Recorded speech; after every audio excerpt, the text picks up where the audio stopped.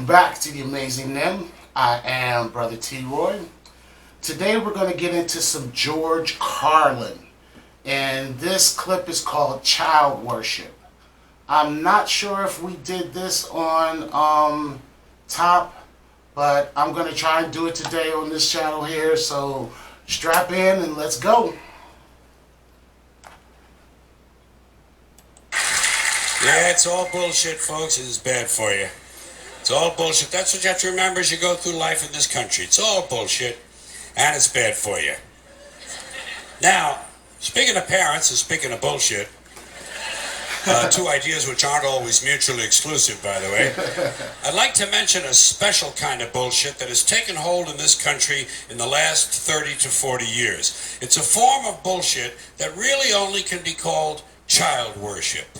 It's child worship. It's this excessive devotion to children. I'm talking about today's professional parents, these obsessive diaper sniffers who are overscheduling and overmanaging their children and robbing them of their childhoods. Even the simple act of playing. The truth. Overprotective.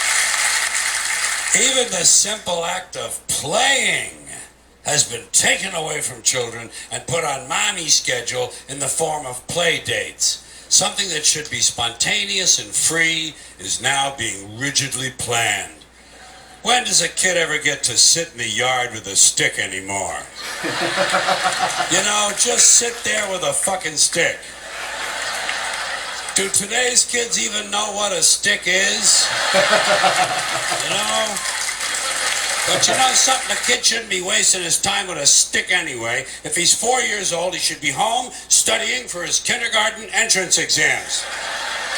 Do you know about that shit? Oh, they have them now. Yeah. There are places that have kindergarten entrance exams. The poor little fuck.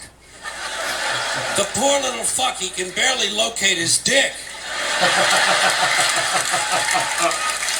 You know, and already he's being pressured to succeed for the sake of the parents. Yep. Isn't this really just a sophisticated form of child abuse? And speaking of that, speaking of child abuse, never thought of it like that, but yeah. Speaking of child abuse, next up, grade school. Grade school, where he won't be allowed to play tag because it encourages victimization. And he won't be allowed to play dodgeball because it's exclusionary. And it promotes aggression. Standing around is still okay.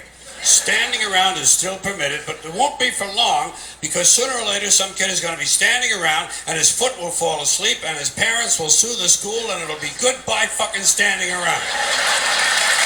Yeah.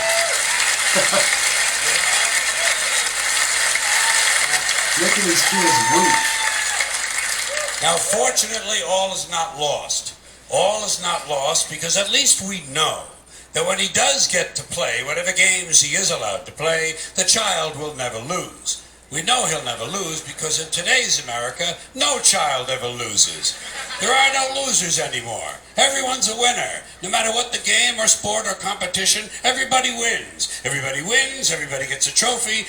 No one is a loser. No child these days ever gets to hear those all-important character-building words, "You lost, Bobby." "You lost, you're a loser, Bobby." They miss out on that. You know what they tell a kid who lost these days? "You were the last winner." Conning your children. A lot of these kids never get to hear the truth about themselves until they're in their 20s. When their boss calls them in and says, "Bobby, clean the shit out of your desk and get the fuck out of here, you're a loser." Get the fuck out of here. Let them learn it early.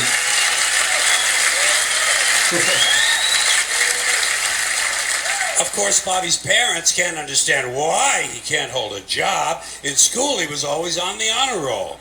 Well, what they don't understand, of course, is that in today's schools, everyone is on the honor roll. Everyone is on the honor roll because in order to be on the honor roll, all you really need to do is to maintain a body temperature somewhere roughly in the 90s. But we shouldn't be worrying about how he's doing at school because, you know, come summertime, he'll be off to camp.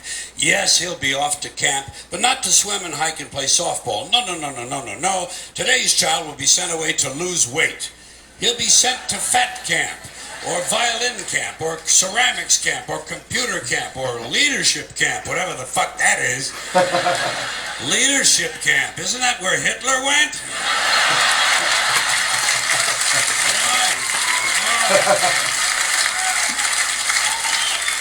Specialized, structured summer camps. Gotta keep the little fucker busy, don't they?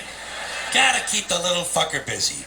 Wouldn't want him to sneak in a little unstructured time in the woods. That wouldn't be any good. God knows he might start jacking off. Now, all of this stupid bullshit that children have been so crippled by has grown out of something called the self-esteem movement. The self-esteem movement began in 1970, and I'm happy to say it has been a complete failure. Because studies have repeatedly shown that having high self-esteem does not improve grades, does not improve career achievement, it does not even lower the use of alcohol, and most certainly does not reduce the incidence of violence of any sort. Because as it turns out, extremely aggressive, violent people think very highly of themselves. Imagine that. Sociopaths have high self-esteem. Who would have thunk, huh?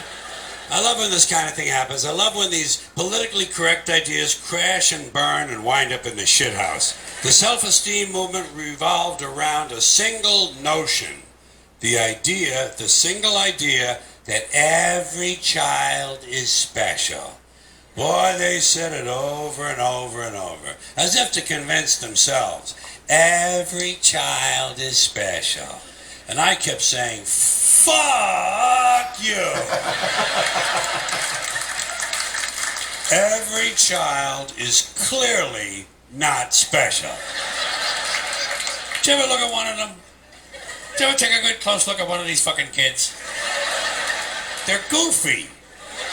They're fucking goofy looking. They're too small. They're way too fucking small. They're malapportioned. Their heads don't fit their bodies. Their arms are too weird and everything. They can't walk across the room in a straight line. And when they talk like they got a mouthful of shit. They're incomplete. Incomplete. Unfinished work. I never give credit for incomplete work. Now, P.T. Barnum might think they're special, but not me. I have standards.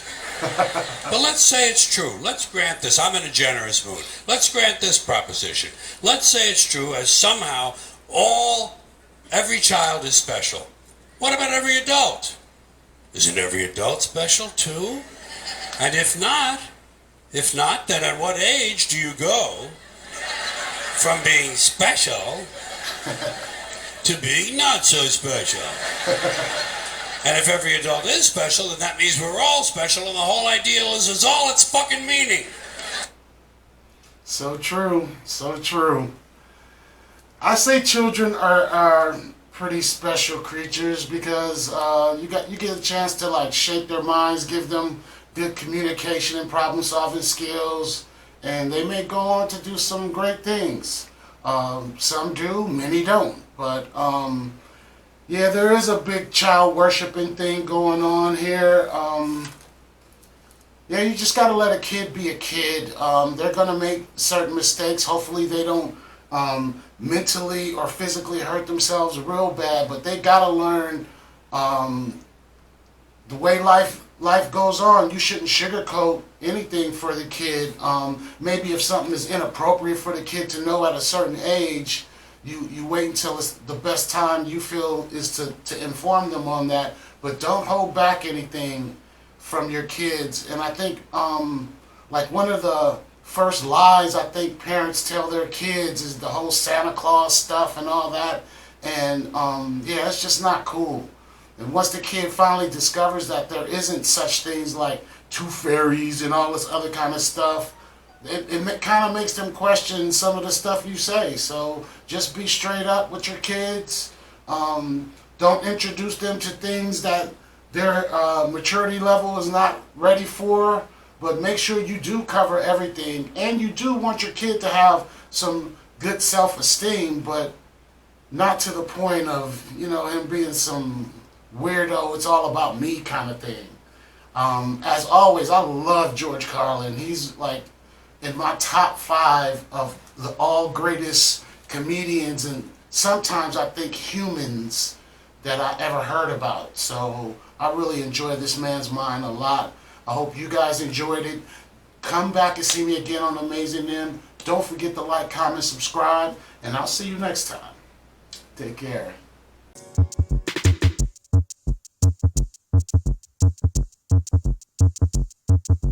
You were put here to protect us, but who protects us from you?